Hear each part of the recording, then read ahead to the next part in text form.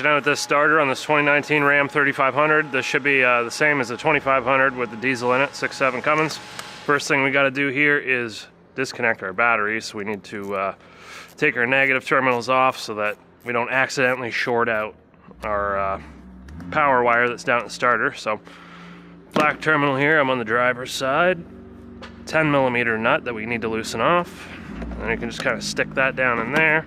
You can put a rag between that if you want. And then over on this side,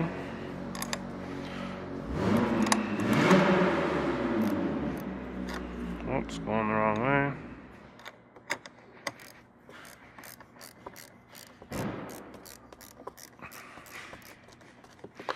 Loosen that off.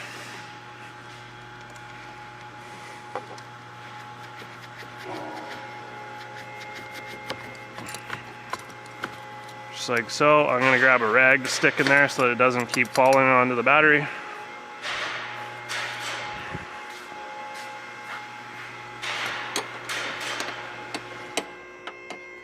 All right, let's get this thing lifted up and take off the driver's side front wheel. Okay, so now we're going to just remove this tire.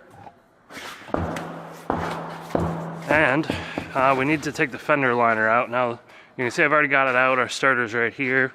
The fender liner, pretty simple to take out. We've got a bunch of 8mm bolts here, here, here, here, here, and here. And then there's also gonna be two that are on the top, located here and here, I believe.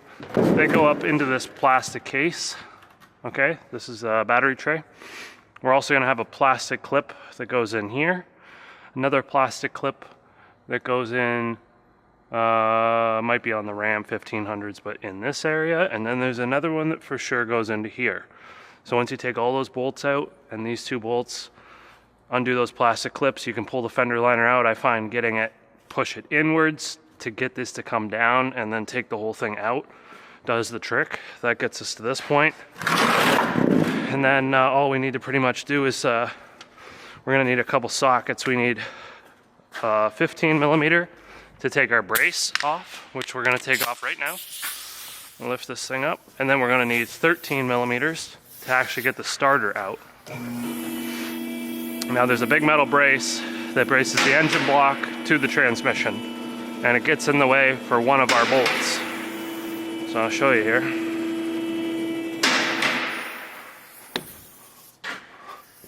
That guy right there.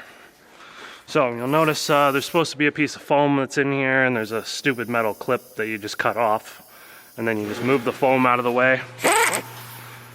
And then now you just got to take these out.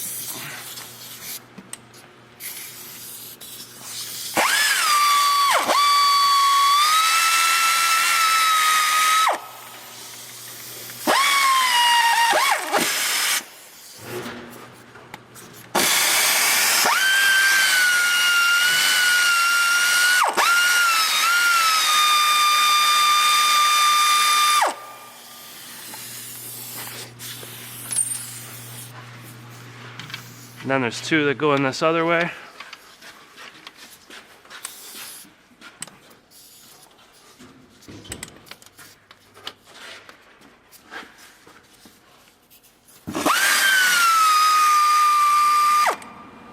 And the other one's gonna be in a hole about there.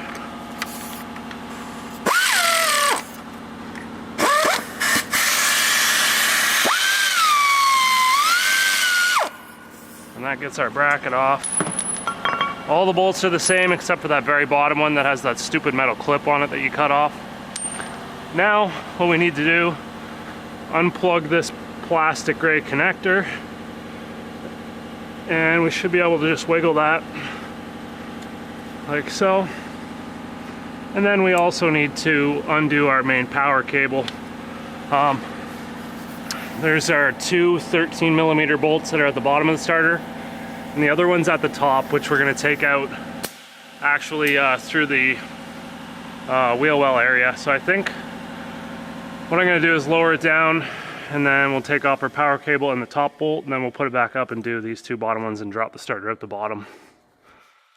Okay, so here's the starter in here. I'm hoping you guys can see this, but there's our power wire Normally from the factory, we're gonna have an 18 millimeter nut that's securing that.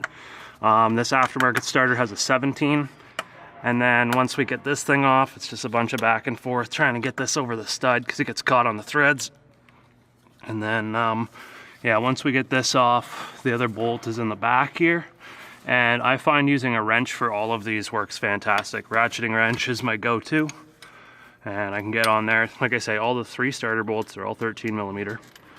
Take those out. Try to fight with this thing. These aftermarket starters, they make the studs longer.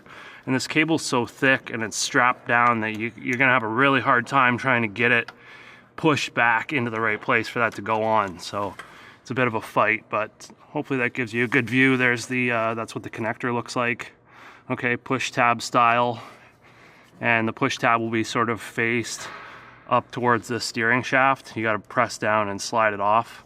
And they like to get really stuck on there. So just take your time with it, lots of patience. Okay, we got the air ratchet, 13 mil.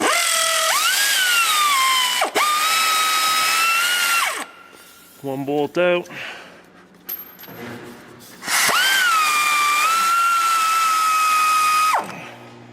There we go. And then you should just be able to drop this out. There's all kinds of room for this to come out. And that's all there is to it to get this out. Now we just gotta get the new one and put it in. And you may ask yourself, well, why are you taking this brand new one out? Well, that's because it's junk. Yeah, they sent us junk. Unfortunately, it's the day and age that we live in.